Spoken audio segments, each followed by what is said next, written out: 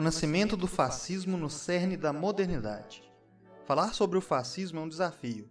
Não trata-se de um movimento uniforme e em cada país adquire características que são específicas das conjunturas regionais, mas tentarei especificar os motivos gerais para o seu nascimento na Europa. Ao entendermos as conjunturas da formação dos governos fascistas na Europa, percebemos que estes podem voltar, talvez com outro nome, outro avatar, com certeza em outra época, mas o motivo de sua deflagração continua presente em nossa sociedade. Guerras regionais e governos imperialistas estão em processo de contínua expansão. O capitalismo está mais uma vez em crise global. Imigrantes adentram em massa no velho continente, levando os europeus a sentirem de novo o nacionalismo à flor da pele. Os conservadores estão em destaque e não conseguem interagir com as minorias sociais. Será que estamos vendo fantasmas demais ou o alerta em nossas mentes é real?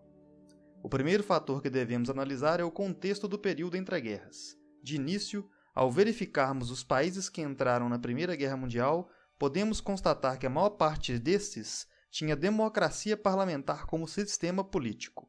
Os tratados de paz assinados a partir de 1918 também foram conduzidos por nações que carregavam essa ideologia e transbordavam o liberalismo em seu viés econômico. O período entre guerras passou por múltiplas crises em diferentes setores da sociedade. O crescimento do comunismo e a ascensão do operariado sindicalista assustava as oligarquias e plutocracias europeias. Os conflitos de classe, a corrupção do meio político e a imoralidade eram vistos pelos conservadores como vícios da democracia liberal. Deve-se pensar no fascismo como uma das formas de governo autoritário que rondava a Europa nesta época. Contudo, esses governos autoritaristas tinham em comum o medo da revolução social. Quais eram as características dos governos fascistas?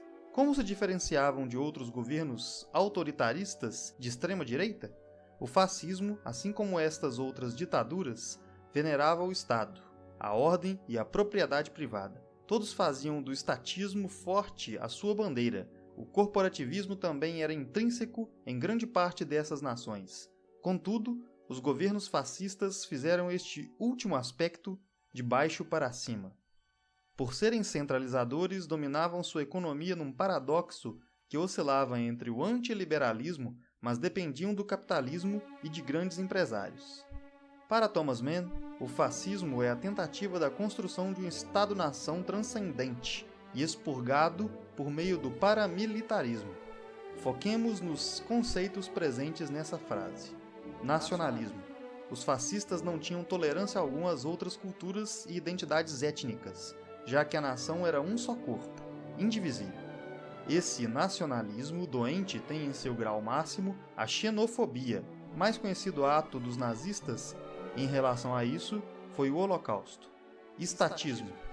Este conceito, cunhado posteriormente por Ayn Rand, visa englobar as práticas do Estado autoritário e completamente intervencionista nas questões de seus súditos e na economia da nação. Os fascistas idolatravam o Estado e seu líder. Acreditavam que esse podia a tudo resolver. Crises econômicas, sociais e morais eram por ele solucionados. Transcendência. O movimento fascista transcendia tanto a direita moderada, com seu liberalismo, quanto a esquerda, já que também não se ligavam a teorias de harmonia como a derrubada do capitalismo. Expurgos. O expurgo étnico é uma característica intrínseca do nacionalismo orgânico e é a matriz dos genocídios, como o dos judeus. Esse expurgo étnico é mais complexo do que o político, uma vez que identidades políticas podem ser dissimuladas ou trocadas. Paramilitarismo. Este é um dos fatores mais importantes do fascismo. A partir dele concebe-se um caráter popular ao regime autoritário, um caráter de baixo para cima.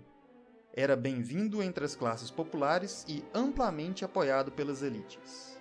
Todo este tradicionalismo orgânico, esses expurgos, por se considerarem uma raça superior nórdica, é baseado em tradições inventadas.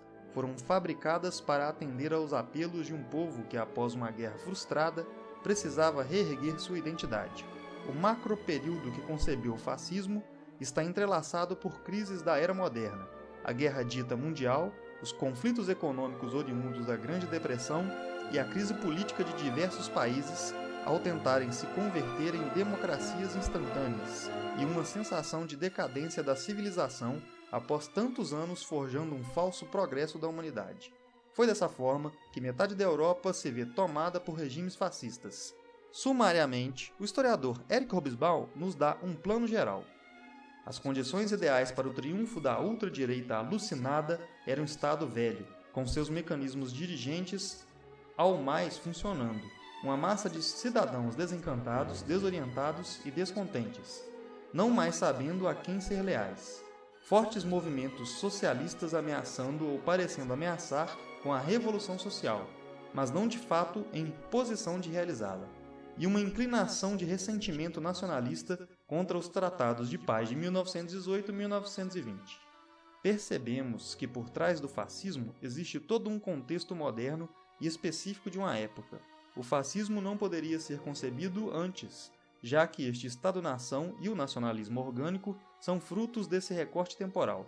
Todas essas crises foram as causas para o nascimento do fascismo, mas devemos entender que somente uma delas não geraria o movimento.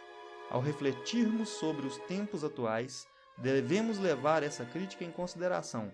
Quando um indivíduo ou um grupo desses porta-se de maneira racista, não significa que seja fascismo. O racismo é uma das características do fascismo e não o contrário.